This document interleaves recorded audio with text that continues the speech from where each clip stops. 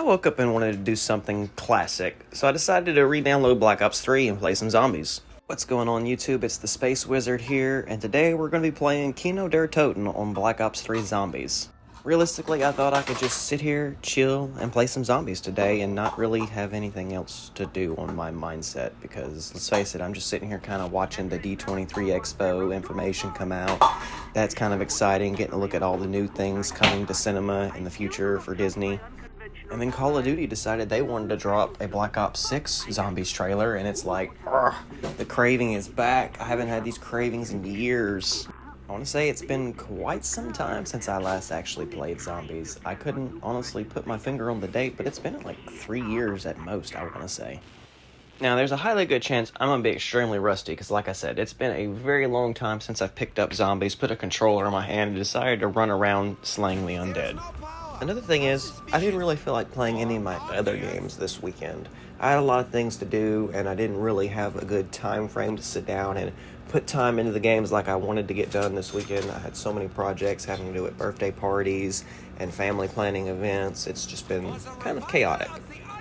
So I sat down and had the idea of, well, I got some free time this morning. Let's record some zombies. Let's get on Kino Der Toten. Let's play. Let's see how far we get. See if we still got the game in us and see if we suck and maybe make a video out of it at the end of the day. And here we are. So yeah, my weekends consisted of family planning, birthday parties, and catching up on the latest D23 Expo. I don't know if you guys have checked any of that stuff out, but it looks like there's some exciting news coming to Star Wars, and I can't wait. As expected, Star Wars did come out with a YouTube trailer for Star Wars Skeleton Crew, and I guess we could talk about that for a second, because I don't want to save any of this kind of chatting for the Story of Seasons gameplay Star Wars chat playlist that I do. Instead, I kind of want to be a little diverse with some of the topics, maybe put them in different gameplay videos that I'm doing. You know, this is who I am. I'm sitting down and talking about Star Wars, playing video games, again, for Call of Duty Zombies, it seems like. Maybe I should make a series out of this. So yeah, Skeleton Crew, it looked kind of cool. I wasn't thoroughly impressed while watching the trailer. I didn't get overly excited or feel like the need to say, hey, I need to watch this series now, like some of the other series that Disney's tried to work on before. This one just didn't give me that pull. Honestly, I felt like it was more of a Goonies Star Wars entry. If anything, I was really set off by the fact that it sat on a modern Earth theme in the future, in a way, there at the opening segment, and then hauled all the kids into the Star Wars galaxy. I mean, I guess it's okay. I'll have to see how it plays out when the actual show comes out. But right now, that's just kind of where I'm sitting on it. I'm not really excited for this project. So we'll see. We'll see if that changes. We'll see if, when it actually comes out on December 3rd, I'll feel completely different about it. However, Star Wars did drop their Lego trailer for their new Lego series, and Rebuild the Galaxy looks absolutely crazy. I am super excited to actually get to watch that and enjoy that when it comes out. Star Wars, let's just say it right now, you're doing something when you take the what-if concepts and just implement them into, say, Lego or, say, the Vision series and give, a new alternative look at what Star Wars could be, the possibility of, the realm, and all of that. But hey, that's just my opinion. I'm excited for the Lego series. I hope you guys are excited for the Lego series, because that's going to be awesome. I mean, we get Darth Jar Jar, the running Star Wars joke of like 20 years now. That's great. Now, I think one thing that's more exciting than the announcement of the Lego series and the announcement of the Skeleton Crew trailers has to be the fact that at D23, they showed the live audience the Mando and Grogu trailer. Now, that's more important to the Star Wars fan base, because that's something that I think we all want to see. I mean, I've seen it, but I think we all want to see it. So if we take a second, we just do an energy check on Star Wars as a whole, it's not doing so great. There's always going to be some kind of 50-50 split somewhere. Somebody's going to have one nice thing to say, somebody else is going to have 10 bad things to say, and it's just never a good time on the internet when it comes down to Star Wars. Hence why I kind of step aside and just have these little chats here on my channel where, we can talk about Star Wars and not feel a certain type of way when we talk about it. There's never any pressure to feel a certain type of way. Just because you like something doesn't mean I have to like it. Just because I like something doesn't mean you have to like it. We just find a way to coexist and share that space. For the record, I've been watching Star Wars for 25 years of my life. It's going on 26, and it's been awesome. There's a lot of things in Star Wars that sometimes didn't make me feel like it was a Star Wars property itself. Sometimes it was all Star Wars, full drive, full send, I'm all there, all in it, all the way. For example, my select crew of people who watch Star Wars in my community circle, we all love The Acolyte. But everybody we talk to seems to have an issue with it somewhere, and they're not, picking up the same tones that we picked up, or not absolutely breaking the story down in their head as we did 100 different ways to finally come up with a good resolution for what happened. In fact, a lot of the people I talk to in person don't understand how tragic this story is until I have to double back around and say, you guys not realize that none of this really actually matters because all of these people are going to die anyway. A lot of times I have to take it one step further and saying, just because, we saw everything happen on the screen, you missed the entire backstory of what's going on behind the scenes. I mean, there's more to it than just reading the line that's on the screen. You got to read in between those lines, go outside the box. Everything there matters for a reason. I mean, why else would Plagueis walk up outside of the cave and just look at people? Obviously, that tells you something of the story that you need to come to understand. And before somebody says it, yeah, Plagueis is Palpatine's master, doesn't mean he can't have another apprentice, or doesn't mean he has different acolytes working underneath him. I mean, he would have different servants carrying out different executive wills, so to speak, as he moves through the shadows. That's what Sith do at the end of the day. But I think what's upsetting the Star Wars fan base the most is that they don't get the full effect from the story. They don't get that full curtain reveal of what should be happening or to come from the story. And they just aren't patient enough. I mean, we've been waiting 20 years for some good Plagueis content, and the best we got is him peeping out of the cave. Sure, that's a little hurtful at the end of the day. But it's a start and a lead to go somewhere with the conversation.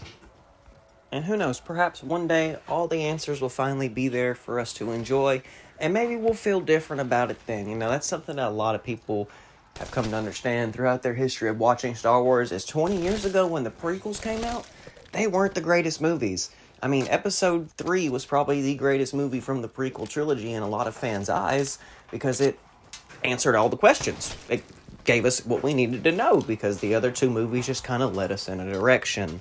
And that's kind of what Star Wars does. It leads you in a direction for you to follow.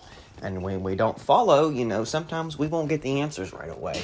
Or sometimes we'll get the answers right away and we won't be justified enough and we'll get overhauled. And what do I mean by being overhauled by Star Wars? Well, kind of like what happened with The Mandalorian. In case you guys didn't really pick that up, Mandalorian was one of the hottest selling Star Warses that we got.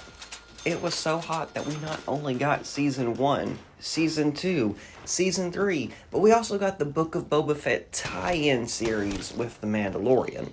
Actually, that's one thing I'm quite shocked about is Ahsoka didn't make a lot of a tie-in connection to that series like I expected it to. But hey, that's my opinion. Maybe it doesn't need to. Maybe it can do its own thing like it did. That's cool too. But maybe all the YouTubers are just crazy. Maybe we're not building some kind of tie-in universe where it all ties in together. We're having an in-game movie come to Star Wars. Maybe they're just crazy, right? But Mandalorian was overhauled to the point where not everybody was really enthused about Season 3. It did the least performing numbers compared to Season 1 and Season 2. And perhaps that's where focuses need to shift for Star Wars. They need to start looking at some of their other series that probably deserve to get a Season 2 to help build them back up. Or, hey, hot topic thought, maybe move away from TV shows for a second and do something a little bit more proprietary to help expand the IP, like, say, come back to the box office, or make a game that actually gets the fan base excited to want to play video games for Star Wars. That's a big statement right there, and that's a statement that I can stick to because, look, I play video games on my channel and talk about Star Wars for video games that have nothing to do with Star Wars because there's only so much excitement that comes from a Star Wars game, and if you've played it once and try to play it again, it's not that exciting in most cases. I'm talking about you, Jedi Fallen Order. So that brings me back around to the Disney Expo this weekend. We did get some more exciting news. There's actually going to be a Season 2 to Andor coming out. And I know everybody is just cheering for that because I'm absolutely cheering for it. Why am I cheering for it? Because I didn't like Season 1. I thought Season 1 was absolutely boring. Now, take my boring from a different standpoint. Yes, it told a great story narratively, but it just put me so off from the immersion of Star Wars that I was bored out of my mind. It didn't have a problem tying me into the universe, but the story was so great that it didn't matter to the rest of Star Wars because Andor's a dead character. See, for me, Andor was completely justified as a character in Rogue One. I didn't need anything else to him. I'd rather you explore characters like Jyn Erso or maybe some of the other background character, not really, no. Just Jen, actually. Like, I can't even begin to think about the other characters in that movie because it's just Suicide Squad, yo. That's it. They're dead characters. It's not important. So, let's take that great storytelling that Andor had, that ability to set a tone and emotion, a device of Star Wars that is desperately needed, for maybe a brand new concept that's not directly in the middle of a story that we already are tired of and are exaggerated with, being the narrative of the Empire, I think. I mean, we get a lot of narratives of the Empire over the years. It's been 40 years of Empire narratives, if you want me to get technical with you. That's why I don't like talking about that show. Just because it's so great with its storytelling that it makes me upset that other things come from Disney Star Wars, like Obi-Wan Kenobi's show. That was very disappointing to me.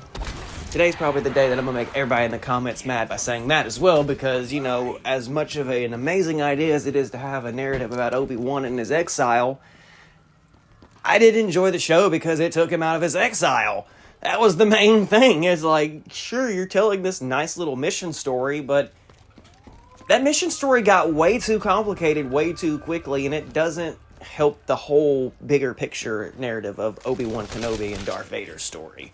It basically put it on a hinder in my mind, because I feel like if you take two characters who are meant to separate and they don't know if each other is alive or dead, and they come together in another movie to fight for the last time, and it's very serious and impactful, why would you make them do it again 10 years earlier? Why would you give them 1 fight, 2 fight, 3 fight? Like, it's just too much. You know, it's too much in my mind. What I'm saying is it was a better narrative when you had a 20-year hiatus away from each other.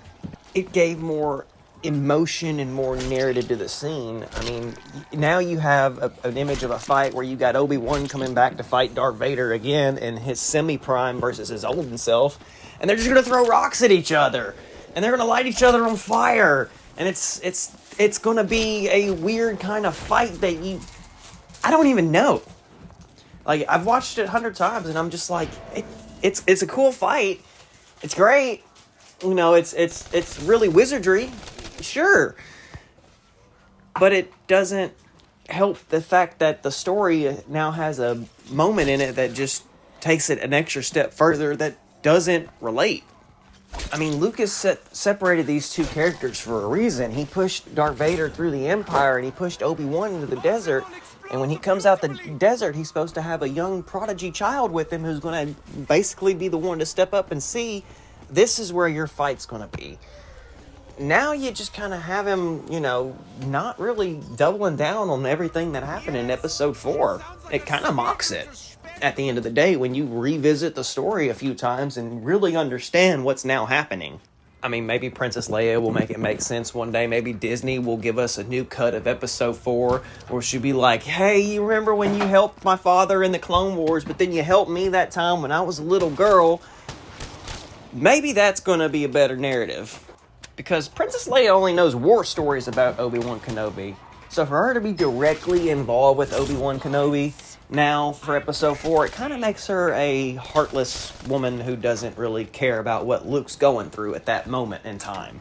Like, it totally disconnects her from that situation, because what we see on screen doesn't reflect what happens in the past now. And that's a problem I have when Disney comes in and creates these in the middle of the story narratives between episode 3 and episode 4, because those separation of those two movies sets a tone for these new characters stepping up in episode 4 from episode 3, or original characters, so to speak. And look, I don't even want to talk about Reva. Hey, I feel like if I talk about Reva, it's going to make me even more upset than I already am in these videos. If you want the chill Space Wizard, you got to go to the farm games for that. This is where you get me hyperventilating about all these characters because, oh my god, I can't. Why is she still alive? What purpose is her surviving going to have an effect in the entire story? I mean, I get it. Everybody who likes Reva as a character and a badass that she is, it doesn't make sense to leave her alive because she knows who Anakin and Vader, they're the same person. She knows where Obi-Wan is. She knows where Luke is. She knows where Leia's going. It's a loose end. I'm choking on those words. Oh my god. It is a very loose end to leave up, and I guess maybe that's your bait for season 2, but I don't even want a season 2! Bro, I'm okay! I am fine. I don't need it. Like, you gave me a lot there to deal with, and it was very emotional for me. I don't need the season 2. It's like watching Attack of the Clones. I don't need to watch it, but it's there. I'm sorry, Attack of the Clones. I didn't mean to do you like that. You were the first one I could reach for, and I just had to reach for it because, let's face it, you were very crime drama-y and politically of a movie so much that it really does separate a child from the movie. It is very boring to a child. I speak from experience. I know I always talk about my episode 1 experience going to the movie theater, but my episode 2 experience, me and my cousin went with my parents, and let's face it, he fell asleep while I watched the entire movie, and I kind of made fun of him for it all these years later, too, because, let's face it, bro, you fell asleep during the movie. You got politically bored. But yeah, that's my point about that, is, like, it's very boring from a child perspective. I watched it happening in real life, so it's one of those movies I could reach for in a time like this. Actually, I bet that's how most adults who grew up watching the original Star Wars felt when they went and watched The Phantom Menace. They just didn't like it. I don't know, I was 4 years old at the time. I told a nerd to go suck it because that movie was awesome and it was great, and went on with my life. And now here I am 25 years later talking about Star Wars on YouTube while playing video games that don't even have any importance to Star Wars. By the way, how about this Black Ops 3 footage that's going on up here? Yeah, I'm so rusty. But hey, I guess that's just my mood this weekend. After everything's done and resolved, that my rusty gameplay is going to show you how I feel about Star Wars today. Like I said, maybe this might become a thing on YouTube where I sit down maybe once every 2 weeks and play a map of Black Ops Zombies and see what happens, see what I can do, and see how far I can go. Maybe do a challenge there, here, or two. I don't know. It's been so long since I've played Black Ops Zombies, so I'm just kind of having fun sitting here slaying zombies and rambling about Star Wars as it is. The Story of Season gameplays, they're always nice and chill, and you get a different perspective of a more calmer toned space wizard. This is just hyper-aggression, like, pumped about Star Wars, but still Star Wars makes me mad sometimes. So I know we're only like halfway through this video, and I'm not really talking about Black Ops or zombies or anything like that. I mean, I could if I really had to for any of these videos, but I'm just kind of enjoying playing the game, popping a few things around the map to show you guys, like, hey, look, you can do this thing in Kino Der Toten, go to the pictures. Click on them with the X button on Xbox or whatever the button is for PlayStation, because I don't use PlayStations. I don't care to know what their control buttons are. Anyway, moving forward, you go up there and you click on the pictures, and he says funny little lines. All the characters does this. Or, you know, you go around and you find the rocks and you get the secret song playing. There's just different things you can do. No, it's not really an Easter egg run. I'm just kind of sitting here playing the game, enjoying it at my own pace, or just doing something to be entertaining for a second, because, let's face it, I knew this is going to be a video on YouTube, and I gotta stall for time a little bit, I guess, so I can fit all of my subjects into one idea thread before I die and can't do anything else for this video. That's zombies for you. I'm literally taking a chance. I hit record, start playing, and hope for the best. That's not really helpful, but hey, that's what happens sometimes. I guess that's what you do with any game you play. You sit down, you get a plan, then you execute the plan, and that's kind of what I'm here doing, is just execute the plan.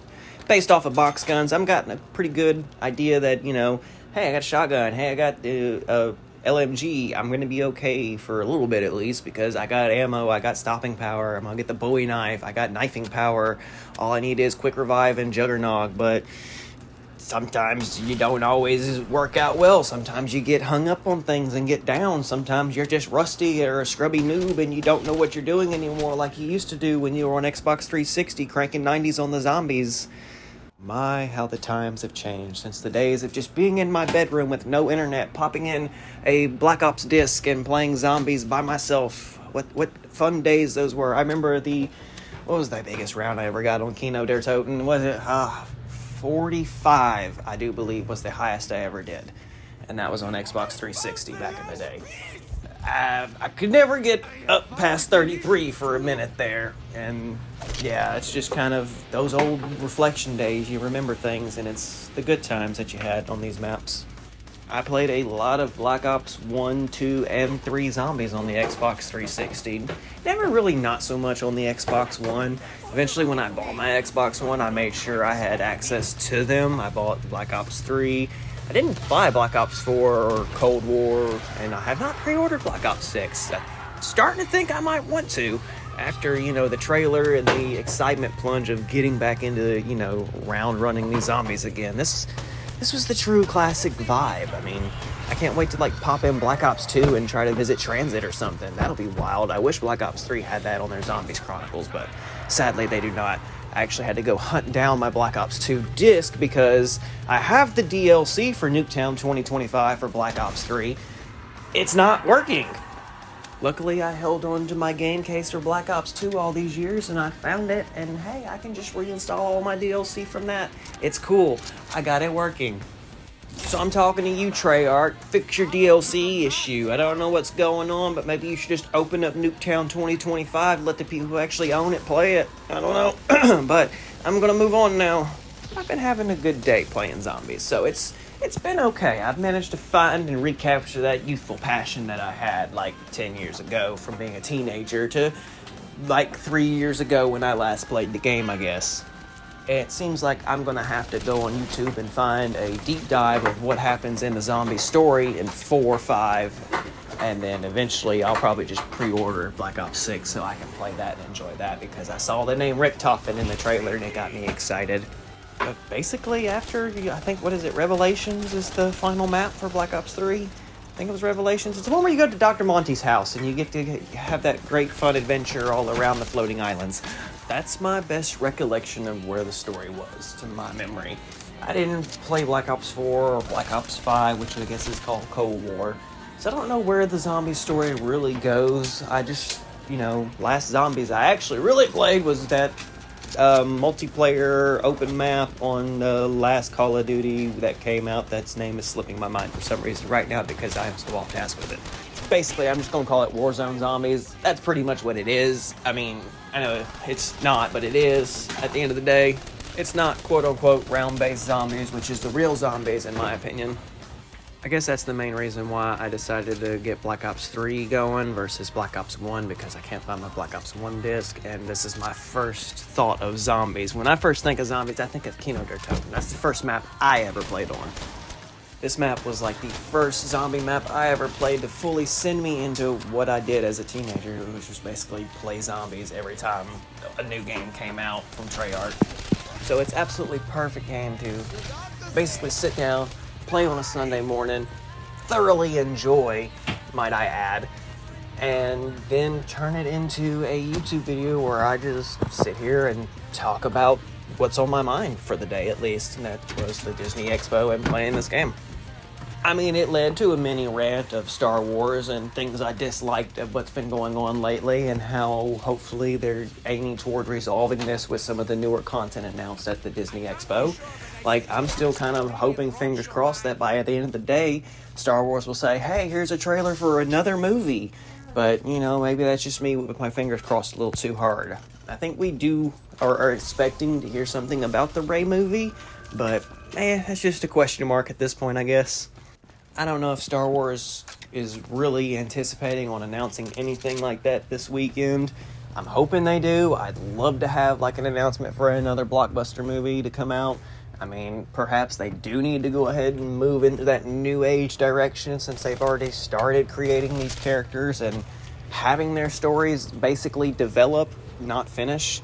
Because, if you want to say Rise of Skywalker was a conclusion, I feel like that's more of a middle point at this point from where we're coming from.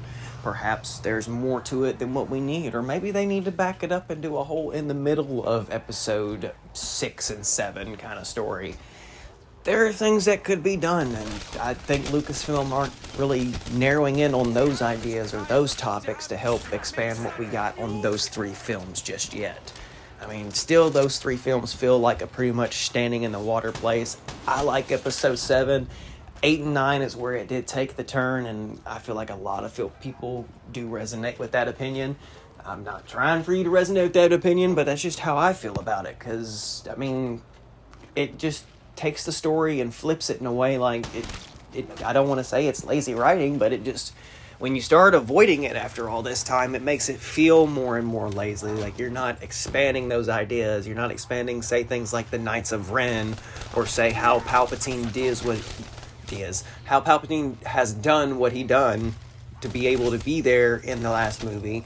Like, he give us hints and pieces in comic books, and not everybody's going to go and look for that information. There'll be some people who do it, and then some people will find that information on YouTube. I know you're not expecting to find information like that on a Black Ops Call of Duty Zombies video, where I'm sitting here talking about random D23 Expo stuff and Star Wars as a whole. But hey, maybe you will. You might. Who knows? But in my opinion, I think that's where Lucasfilm is failing to pay attention to detail and expanding, a story that they already have and taking it further. I think that would make people more excited for those movies at the end of the day. But Star Wars is kind of moving on to that streaming direction of TV service where, you have to sink billions of dollars into a couple episodes and hope for the best, and you get a very 50-50 negative reaction, and the next thing you know, your Disney Plus subscription goes up. So I truly hope the announcements aren't just that one day's worth of announcements where we got all that information and then now we're just kind of waiting on whatever happens next, which will be Skeleton Crew at the end of the year. Which again, if you've missed my earlier description of how I felt about Skeleton Crew when I talked about it earlier in the video, I really just feel like it's a Goonies level Star Wars. And it's going to be one of those side stories like, why is it really going to matter? Kind of like Andor does, in my opinion, when I talked about Andor earlier in the video. In fact, if you haven't seen the trailer already, spoilers, go check out the trailer. You need to watch it. You need to kind of get that in your mind and dissolve already before you listen to my next statement. But spoilers, I don't like the idea of another Jedi popping up out of the blue. I feel like Disney is further dampering the effect of Order 66 with survivors who have underestimated odds of survival, and some of them are honestly people who have not even ever been thought of. Like this random dude appearing at the end of the Skeleton Crew trailer. I don't know who this guy is. So it's like, okay, why does he matter to me? Why is he important?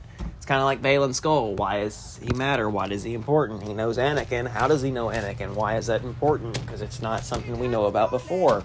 And it kind of makes it hard to approach characters like these. I mean, I like Balin Skull. I love everything that happened with that character on screen. And I was desperately craving more at the end of Ahsoka. And got baited very, very badly. But here we are with another character coming up who could be a Jedi, who could honestly not be a Jedi, we don't know. But it's one of those characters that's just like, why this story again? It makes you ask, where's Luke Skywalker? Why ain't he reaching out to these Jedi and contacting them directly if they're out here doing their thing and he's trying to set up a new Jedi Order? It makes no sense. How can you be a Jedi and not be reaching out for the Jedi? Why are you out here doing your own things and not, unifying at that point? If you got all these survivors, why the fuck is the Empire still around? That's kind of what makes you ask questions like that. It's all these new scenarios. It's making you ask the question, well, if there really were this number of survivors and they all could have, banded together against the Empire, why didn't they really do it? I mean, sure, you got the explaining forces of, the Inquisitors hunting down Jedi, or, say, no longer canon games like The Force Unleashed, where you were basically the same thing, an Inquisitor being Starkiller, hunting down Jedi and killing them. But, you're getting more and more outliers in this equation that aren't accounted for with the math that's already been done, and it's just like, okay, you got a handful of the 10,000 Jedi that survived, so you maybe could play with 100 different names, I guess, but realistically, it felt like a better story when gone I am, the last of the Jedi you'll be. That really felt like a better story at the end of the day, I guess is what I'm trying to say throughout this entire rant. Maybe that's why a lot of Star Wars fans get frustrated with things like this, because they approach it from the same angle I'm approaching it from. In case you hear dings or bangs in the background, my toddler's trying to assault me with a cat bowl occasionally as I'm trying to record my audio. I apologize. I'm going to leave that in there for comedic effect, just so somebody in the comments is going to ask, why is there all these dingings? Well, that's why. He's banging on the trash can now because I walked away to say this clip. He's not happy that I'm telling on him. He should totally be happy, though. He's got chocolate muffins. He's got the Phantom Menace playing in the living room. But he's choosing to follow me around as I'm attempting to watch him and do my job both. That's my life. You get a little bit of it in small doses. But I digress. As I was saying, maybe that's why Star Wars fans get a little bit frustrated with the whole narrative that we're being told at this point. And perhaps it's probably time for a new narrative, honestly. I mean, let's move away from this era of storytelling. Let's go somewhere else. I know we've talked about a possibility of a new Star Wars game in a different era being Star Wars Eclipse. Where's that information at? Let's get some more diving into that, because the Star Wars Outlaws game is cool. I'll probably play it. I'm not going to buy it immediately because there is a big price hike on that game, and let's face it, like, I would buy the full edition, but it's $129.99. I'd buy the regular base game, but it's $69.99, I think, and I don't think that game's going to be worth that. I think that game's going to get a sale on it, and it's going to be 30% off, if not 50% off at some point shortly after release. I mean, most bad Star Wars games end up following that trending pattern within about 3 to 6 months anyway. I mean, Squadrons, I bought it full price, and then 3 months later, it was already 50% off because, let's face it, nobody was playing that game. Maybe you're gently crafting us a massive multiplayer game, kind of like, the Old Republic was, and maybe you're going to give us something, fortuitous in the future, and I just have to be hopeful. I don't know. But if we can maybe have a movie on a new era of Star Wars, you can go in the past, or maybe you can go far in the future. Give us something that's a little bit new to the story, that's not connecting to the story, that takes the story and evolves the mantra in a way. Go 1,000 years in the past from The Phantom Menace, or go 1,000 years into the future from The Rise of Skywalker, or go 3,000 years into the past, or, I don't know, go somewhere that's not around the framework of the storytelling and tell a new story. That might get fans back on board for Star Wars at the end of the day, because as it stands right now, especially after the release of The Acolyte, even though some people like myself enjoyed it, some people don't enjoy it, that'll give more room for creative diversity and maybe even inspire a new ideal that'll come to what Star Wars is. Because if you tell a story that's in the past, that means it's in the past and it doesn't matter towards this current IP property. It can be its own separate thing, kind of like how the Old Republic was. That's why that story was so successful, because it brought different ideas to the table that don't exist in current Star Wars today, because they are supposed to be a better evolved version of themselves. That might be open for interpretation somewhere, but you kind of get the idea what I'm saying. The Jedi in those stories aren't like the Jedi in the stories that we have for actual Star Wars. They're a lot different, a lot coarse, a lot rougher. Some are more warriorized. They have different powers and skills and abilities that set them apart from what we know in the prequel trilogy and the original trilogy and now the sequel trilogy of what it is to be a Jedi. There's an idea that pops in my head and it came from what's that guy's name? It's isn't it Element Cesar from the High Republic stories? He basically said the Jedi are what they have to be. I mean, that's just what it is. Whatever's going on. Do you want to add more to that conversation besides the Yeah, they can't see your juice. I see your juice. You drink your juice. We're talking about Jedis. You want to talk about Jedis with us? Do you like the Jedi? Okay. Cutest little guy. He just comes up and just puts himself in the conversation like that.